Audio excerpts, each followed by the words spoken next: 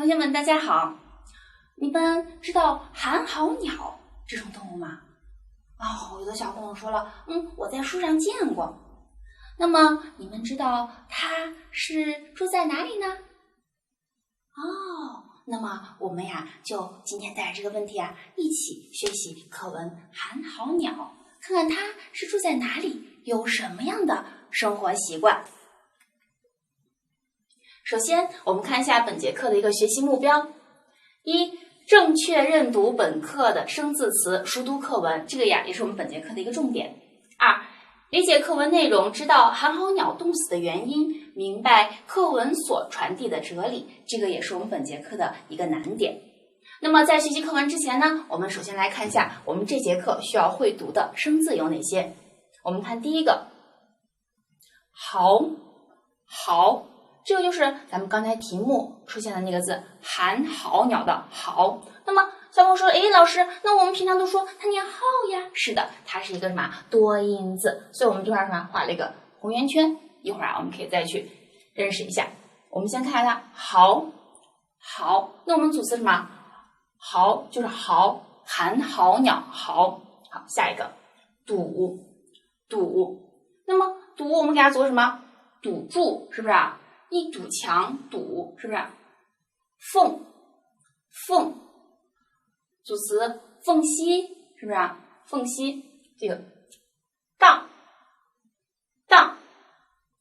那么荡呢？同学们说，老师他又画了个红圈，是它也是一个多音字。我们平常是把它念当，是不是当非常好。来下雀，那么组词是什么呢？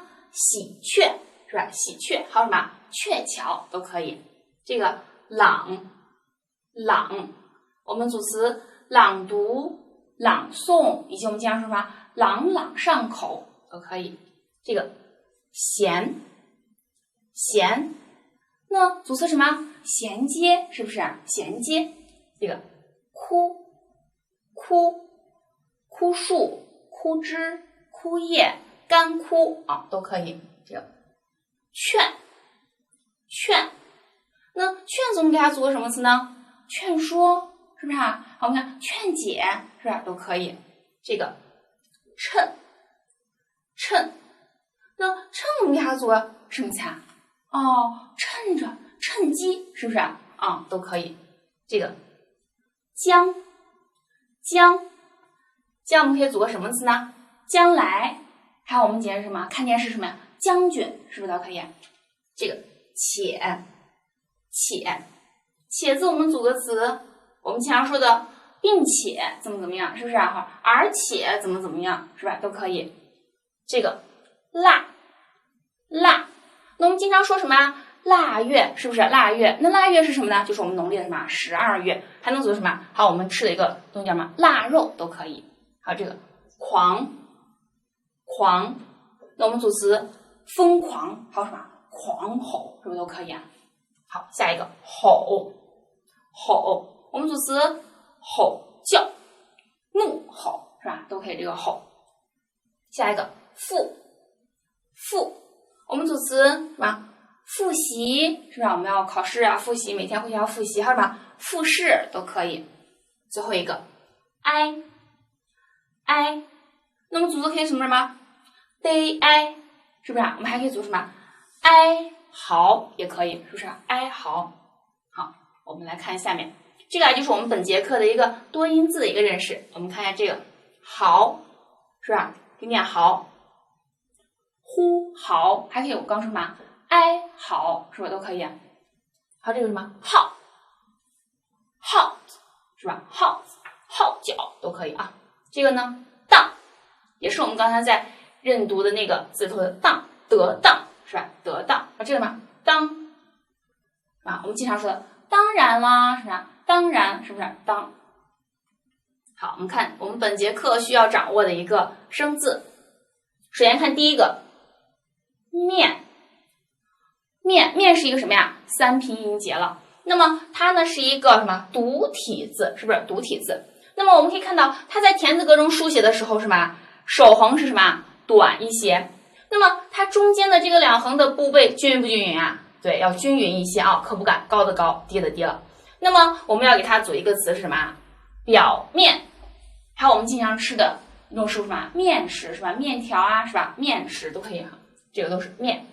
好，下一个震。震呢是一个什么？前鼻韵母的一个发音了。那么我们可以在田字格中看到，它是一个左右结构的一个生字。那么我们同样在书写的时候要注意什么呀？左窄右宽，并且我们看到右部的最后一笔竖一定要怎么样啊？一定是垂录竖。那么你也看到它这上两个横，首横短，底下这一笔横要什么长一些了。那么我们给这个震组词什么？震战是吧？震势都可以是吧？好，下一个朗。朗呢是一个什么？后鼻韵母发音了。那么朗呢，我们从田字格中看到它是一个左右结构的一个生字。同样呀，我们也能看到它是什么？左边略高，右边什么稍微低一点。它在左部的这个手点的时候是吧，往上拉了一些，是不是？那么同样呢，我们看到右部的这个竖撇一定要稍微长一些。好了，那么我们给它组一个词是明朗，还可以什么？朗诵都可以。我们看下一个哭呢是一个左右结构的一个生字了。那么同样呢，我们在书写的时候一定要注意左窄右宽。那我们可以看一下啊，左边的这个是吧？左边的这个木字旁的话，我们可以看到它是这个横的时候，有没有说竖写到这个横的中间呀？它是不是略向什么右偏了一些？那么同样这个竖也是一个垂录竖啊，我们要稍微写的长一些。那么我们给这个枯字组一个词是什么？枯木、枯枝都可以，枯树啊，干枯。下一个雀呢是一个左右结构的一个生字。那么我们给它组词是什么？望而却步，是吧？望而却步。我们看下一个将呢也是一个什么三拼音节了。那同样它在田字格中也是一个左右结构的一个生字。那么小朋友们看一下，它在书写的时候啊，我们看一下右部的上方这个西，它这个横撇这个撇能不能太长呀？千万不能太长啊，一定要稍略短一些。那同样呢，在它右部下面这个寸子的时候，这个横一定要怎么样？稍微长一些，能托住上面就可以了。那我们这个竖弯钩下来也要略比左边这个要长一些了。那么我们给它这个组一个词什么？将要，还可以什么？刚说电视上经常有什么将军，是不是？将来都可以。好，下一个分呢是一个前鼻韵母的一个发音了，它在田字格中啊，这个字是一个左右结构的一个生字。那么我们观察一下，在右部这个撇和捺的时候呢，稍微大一点点，尤其这个捺的时候啊，一定要舒展开一些。那么我们给它组一个词是纷纷，是吧？五彩缤纷啊，五彩缤纷。好，下一个叶，那叶呢是一个上下结构的一个生字了。那同样老师也要说了，像我们在写这个字的时候呀，一定要注意它的点儿是点在哪个位置呀？点在了它的中线上，对吗？那么它第二笔横需不需要太长呀？对，这个字是不需要的。我们可以看到，在它下面这半边这个撇的时候，什么呀？要稍微撇出去一点，以及最后一笔的这个捺一定要舒展开了。那么我们给大家组一个词是夜晚。我们看下一个资料链接。首先我们看这个是什么呀？就我们今天的一个主角啦，寒号鸟，是不是？这是我们今天的一个主角寒号鸟，它的学名是复齿无鼠。那它的习性呢，多栖息于山地柏树林区，常在陡峭的石洞、石缝、树洞等处营造巢穴，昼伏夜出，喜安静。那它的叫声是什么呀？我们可以试一下，哩哆啰，是不是啊？非常非常好玩的一个小动物了。那么我们可以看一下它的这个特点，有点像什么动物呀？有点像什么动物？然后有的同学肯定说，诶，老师，我怎么觉得他这个习性呀和他这个长相呀有点像什么蝙蝠，是不是？哎，有的小朋友说，诶，老师，可是我也觉得他像老鼠呀，是不是？从他这个面貌这个来看，是不是也像老鼠呀？好了，那我们再继续对它进一步的了解。好，我们先看一下学习课文。山脚下有一堵石崖，崖上有一道缝，寒号鸟就把这道缝当作自己的窝。石崖前面有一条河，河边有一棵大杨树，杨树上住着喜鹊。寒号鸟和喜鹊面对面住着，成了邻居。那么这一段文字首先告诉了我们什么呀？是不是告诉我们了他们的关系呀？是不是他们的关系啊？什么关系啊？邻居的关系，是不是？寒号鸟住在哪里啊？哦，住在那个什么石崖的一个什么一道缝里头，是不是啊？他把那个当成自己的窝了。那喜鹊呢？喜鹊住在哪里啊？哦，住在他对面的杨树上，是不是面对面呀？好，我们再往下看。几阵秋风，树叶落尽，冬天快要到了。有一天，天气晴朗，喜鹊一早飞出去，东寻西找，衔回来一些枯草，就忙着做窝，准备过冬。寒号鸟却只知道出去玩，累了就回来睡觉。喜鹊说：“寒号鸟，别睡了，天气暖和，赶快做窝。”哎，那这一段文字又告诉我们什么信息啊？是不是告诉我们他们俩平常的一些生活习惯，以及他们现在所要去干什么忙碌的一些事情，是不是？那喜鹊每天忙着干嘛呀？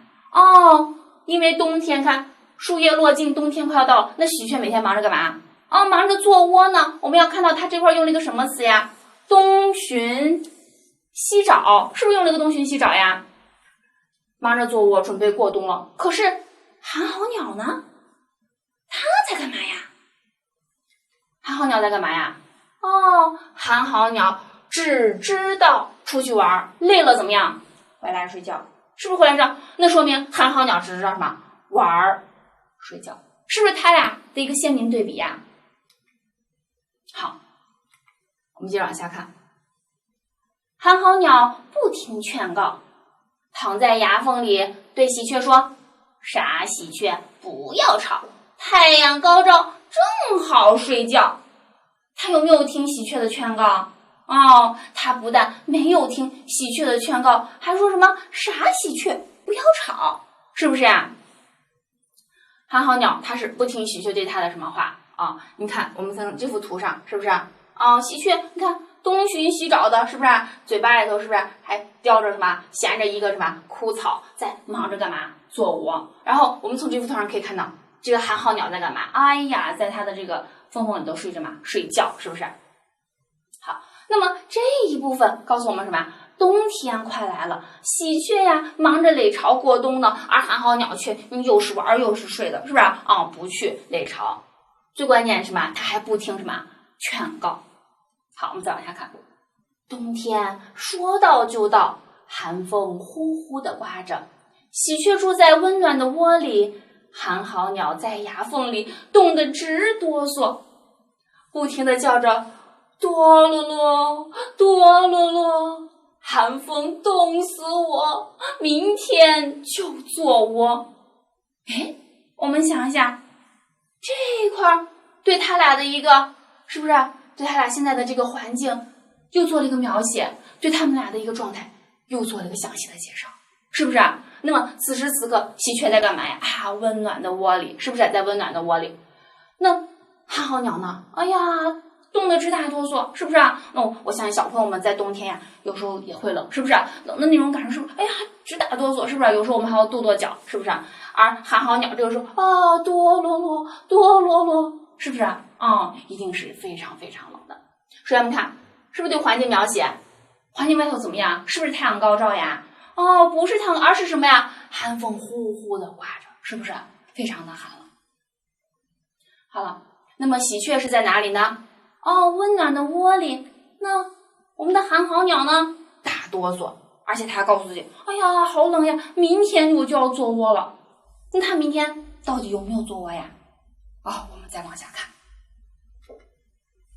第二天清早，风停了，太阳暖暖的，好像又是春天了。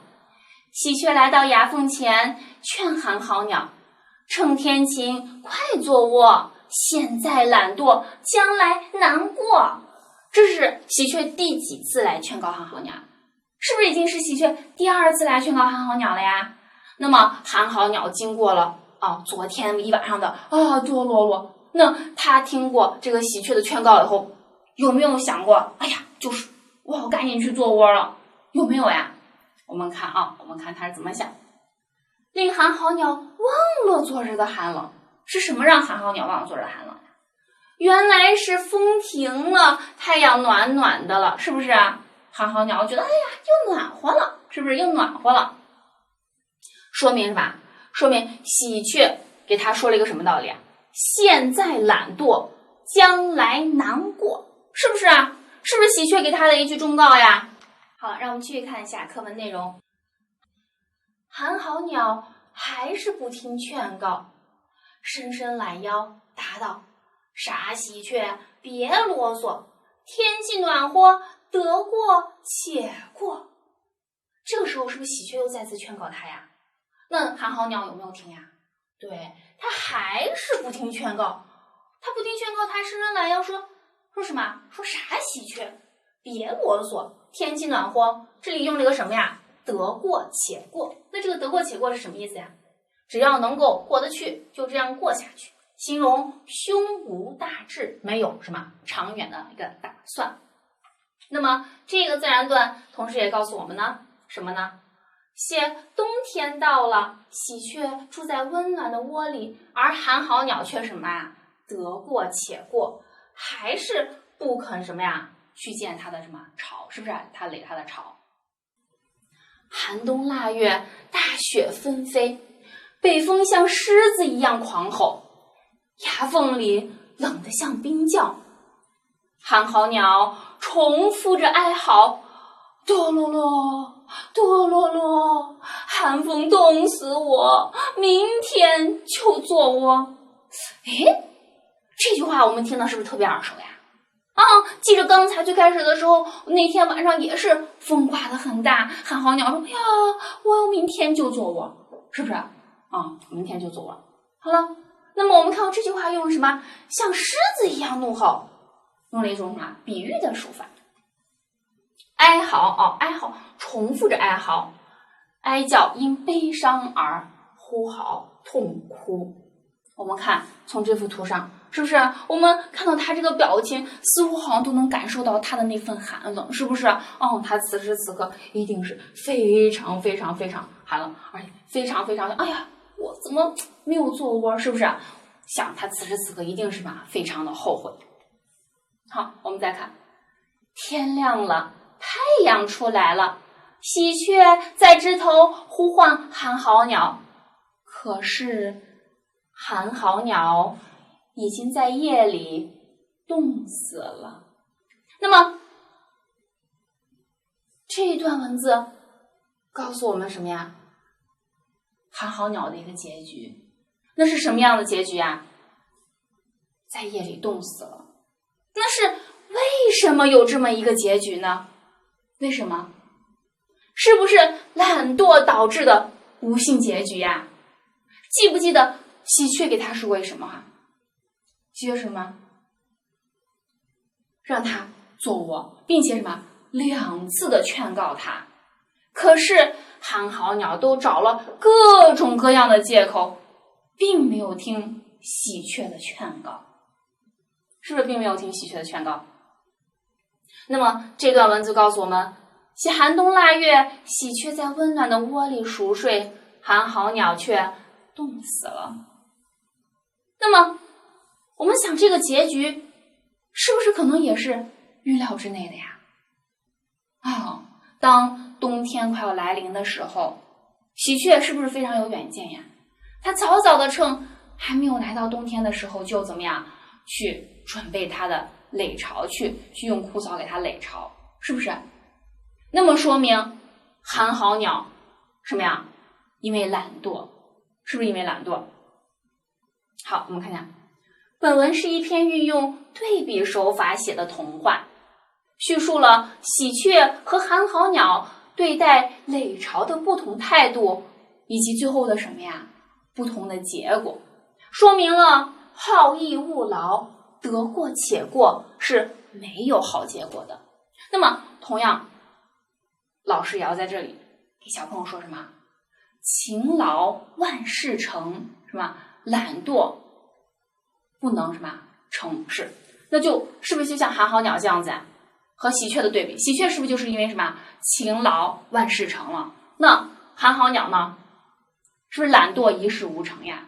是不是懒惰一事无成？以及它最后什么呀？一个不好的一个结局，对不对？好，我们再往下看例题，照样子写一写。我们先看一下这个例子啊，冻得直打哆嗦，冷的像冰窖。你先看第一个，热的直冒汗。哦，夏天了，我们是不是热的直冒汗？还有什么？疼的直发抖，是吧？疼的直发抖。那这边呢，冷的像冰窖，我们看热的像蒸笼。还有一个什么？笑的像朵花，是不是？好，我们再往下看啊。根据课文内容回答问题：为什么冬天到了，喜鹊能睡在温暖的窝里，而寒号鸟却被冻死了？我们现在联系一下文章我们回想一下，为什么？为什么？是因为喜鹊本身就有一个窝吗？还是因为寒号鸟本身没有窝呀？不是，是因为喜鹊的勤劳让它什么有一个温暖的窝，而且呀，我们可以从刚才的这个文章中可以了解到，那么喜鹊是非常有远见的，是不是？那冬天来临之前是什么季节呀？秋季。那么在秋天和冬天快要到来的时候呀，那么喜鹊知道我自己要去是吧，给自己去垒巢了，是不是？用自己的勤劳给自己建筑了一个温暖的家。而寒号鸟呢，是什么？除了玩睡，是不是？就是懒惰，它并没有为自己什么去垒一个巢，那以至于它的结局就是什么？被冻死。好，我们再看一下，喜鹊在冬天快要到来的时候就东寻西找，是不是东寻西找呀？先来了枯草做窝，准备过冬，而寒号鸟呢，却只知道玩睡觉，也不听喜鹊的劝告。而且喜鹊在这里头给他了几次劝告呀？给他了2次劝告，是不是？同样他自己也亲身体验过一回，晚上打的哆啰啰，是不是？他还告诉自己，哎呀，我明天就要做窝，是明天就要做窝呀。可是他并没有因为喜鹊的劝告和自己夜晚中受到的寒冷而悔改，是不是？还继续懒惰下去，所以他最终的结局是什么呀？是不是就被冻死了所以等冬天来的时候呢，喜鹊可以睡在自己提前准备的温暖的窝里，而寒号鸟却只能什么挨冻，最后被冻死了，是不是啊？我们前半段是不是运用了文章中的内容呀？是不是？后半段就做一个总结，是不是？同样，同学们在回答这种问题的时候，一定要根据课文内容回答问题，我们就要在文中找到他所提问的一个什么问题，然后把它加以总结和精炼，最后再以问题做一个铺垫，是不是？回答这种问题。好，我们看归纳总结。首先我们看一下寒号鸟，寒号鸟的这个有什么？懒惰，是不是懒惰呀？它的结局就是因为什么？懒惰。那它懒惰的时候，它在干嘛呀？在玩睡觉，是不是？直打哆嗦，最后的哀嚎和最后的不幸的结局。那么喜鹊呢？首先什么？勤劳，勤劳以后它怎么样？在冬天来临之前，它怎么样啊？就开始垒巢了，是不是？然后嘞，冬天来了，它们就住在自己温暖的窝里熟睡。那它非常的什么？幸福，非常的幸运，是不是？我们可以看到它们俩鲜明的对比呀，是不是鲜明的对比？